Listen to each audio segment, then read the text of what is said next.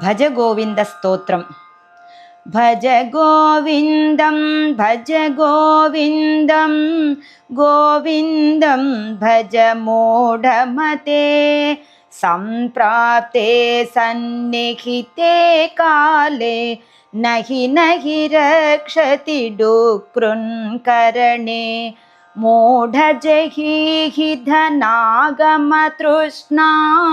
కురు సద్బుద్ధిం మనసి వితృష్ణాం యల్లభసే నిజ కర్మోపాతం విత్తం తేన వినోదయ చిత్తం నారీస్తనభర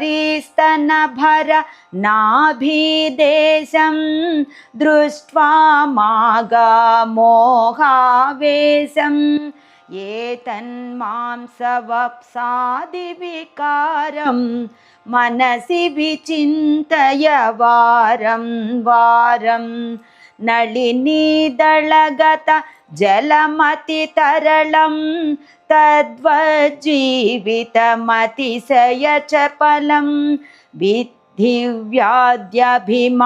విద్ధివ్యాధ్యభిమానగ్రస్తం లోకం శోకఘతం చ సమస్తం యావద్విత్తోపార్జనసక్తః తావన్నిజ పరివారో రక్తః పశ్చాజ్జీవతి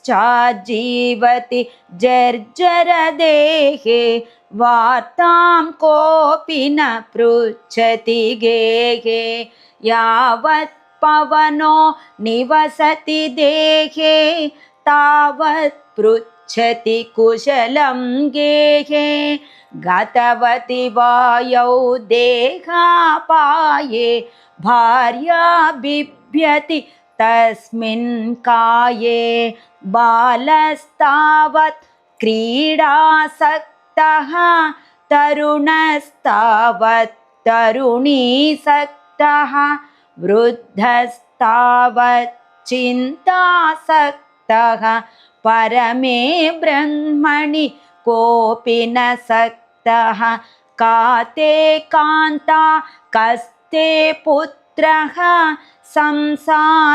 సంసారోయమతీవ విచిత్రః కస్య త్వం వా కుత ఆయాతః తత్వం చింతయ తదిహ భ్రాతః సత్సంగత్వే నిస్సంగత్వం నిస్సంగత్వే నిర్మోహత్వం నిర్మోహత్వే నిశ్చలతత్వం నిశ్చలతత్వే జీవన్ముక్తిః వయసి గతే కః కామవికారః శుష్కే నీరే కః కాసారః క్షీణే విత్తే కః పరివారః జ్ఞాతే తత్వే కః సంసారః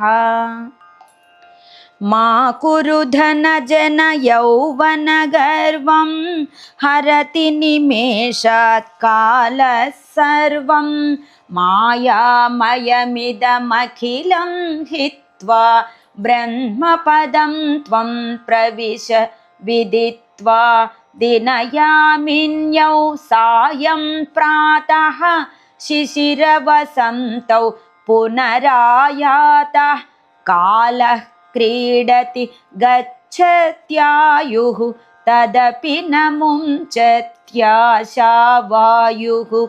కాతే కాంతా ధనగత చింతా వాతుల కిం తవ నాస్తి నియంతా త్రిజగతి సజ్జన సంగతిరేక భవతి భవార్ణవ తరణే నౌకా జటిలో ముండి లుంఛిత కేశః కాషాయాంబర బహుకృత వేషః పశ్యన్నపి చ న పశ్యతి మూఢో హ్యుదర నిమిత్తో బహుకృత వేషః అంగం గళితం ఫలితం ముండం దశన విహీనం జాతం తుండం वृद्धो याति गृहीत्वा दण्डं तदपि न मुञ्चत्यासा पिण्डम् अग्रे वह्निः पृष्ठे भानुः रात्रौ चुबुक समर्पितजानुः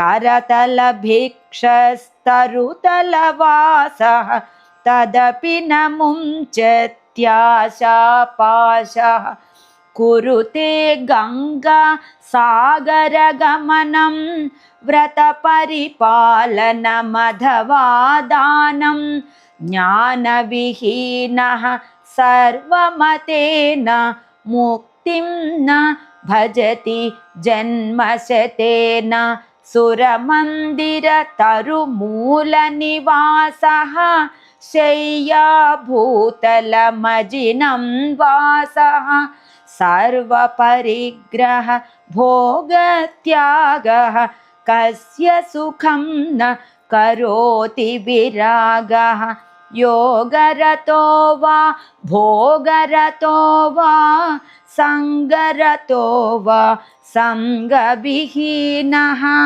यस्य ब्रह्मणि रमते चित्तं नन्दति नन्दति नन्दत्येव।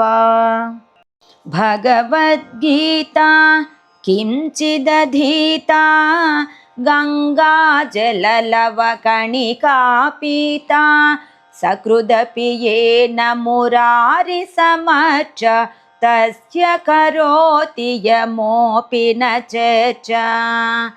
पुनरपि जननं पुनरपि मरणं पुनरपि जननी जठरे शयनम् एह संसारे बहुदुस्तारे कृपया पारे पाहि मुरारे।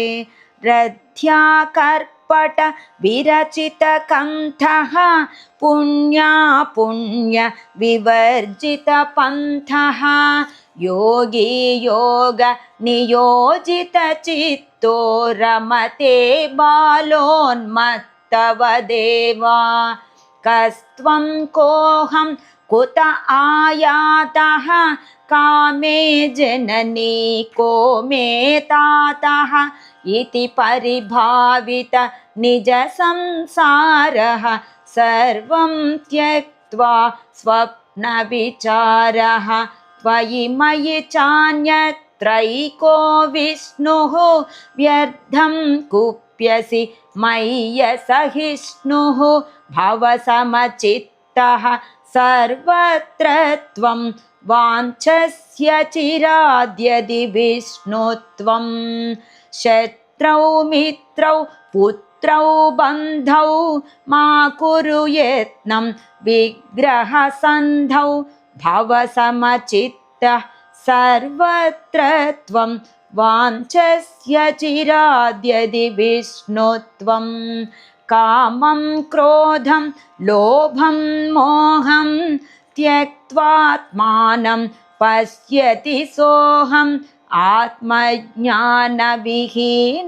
मूढा ते पच्यन्ते नरकनिगूढाः।